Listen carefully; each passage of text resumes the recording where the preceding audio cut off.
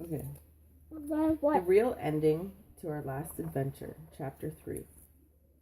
As we already saw in Chapter 1, George and Harold were being taken to jail when Tippy Tinkletrousers traveled backwards through time and interfered.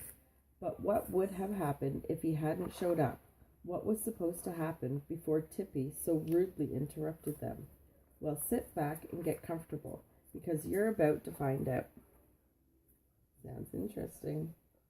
The police chief and his right-hand man, Officer McWiggly, handcuffed George and Harold and shuffled them into the back of their police car. "You've got the wrong guys," cried Harold. "We didn't rob that bank." "It's true," said George. "That bank was robbed by our evil twins from an alternative universe." "Yeah, right," said Officer McWiggly. "If I had a nickel for every time I've heard that excuse." On the way to jail, the cops drove past Mr. Crump, who was busy cleaning up the soggy toilet paper in his yard. "Hey," shouted the police chief, "that's the guy who robbed the bank with those kids. Let's get him," yelled Officer McWiggly. The cops slammed on the brakes, grabbed Mr. Crump, handcuffed him, and threw him into the back seat of the car, along with George and Harold. Their trials lasted for nearly a year, and George and Harold and Mr. Crump were all found guilty. Captain Underpants. Yeah, they were each sentenced to 10 years of incarceration. This unusually harsh sentence was tough on George and Harold, but it was really hard on Mr. Crump. Chapter 4. Life in the Big House. Poor Mr. Crump.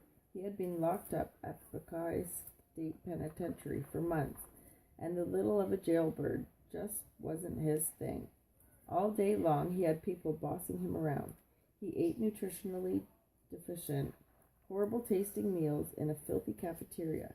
He got bullied constantly by a bunch of meat-headed thugs, and he spent his days doing menial busy work in an overcrowded, poorly ventilated sweatshop. Mr. Crump was told when to eat, when to read, and when to exercise. He even had to ask permission to go to the bathroom. He was constantly bombarded with pointless rules, ridiculous discipline, random searches, metal detectors, security cameras, and pharmaceuticals designed to make everyone compliant and docile. It was a lot like being a student at Jerome Horwitz Elementary School, except that the prison had better funding. Sorry, Mama, how's it going? We're eating twists. And the story is called Captain Underpants. From the library. No peeking, nothing to see here. Mind your own beeswax, keep out. Mr. Crump grumbled angrily to himself as he stomped around the prison courtyard on a gloomy autumn afternoon.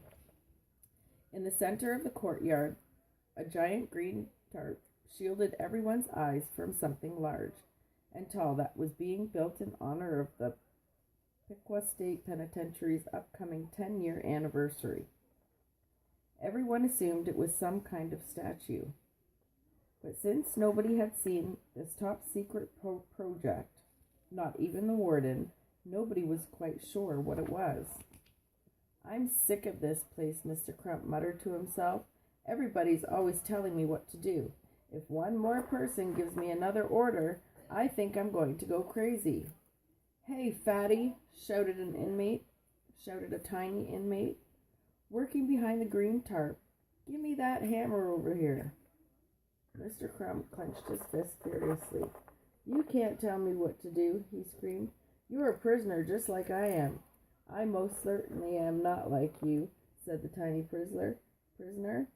It was Tippy Tinkletrousers, who was serving the 8-year sentence for attempting to take over the planet with intent to enslave humanity. Mr. Crump rolled up his sweaty sleeves and slumped over to the point-sized prisoner. He eyed Tippy up and down. Tippy eyed Mr. Crump up and down. "Hey," Mr. Crump shouted. "You look kind of familiar." "I agree," said Tippy, "but I can't quite remember where I've seen you before." The two men walked in slow circles around each other. "Well, whoever you are," Mr. Crump said, You've got no business bossing me around. I'll have you know, said Tippy, that I'm more than just a regular prisoner. I'm an artist. I was handpicked to build a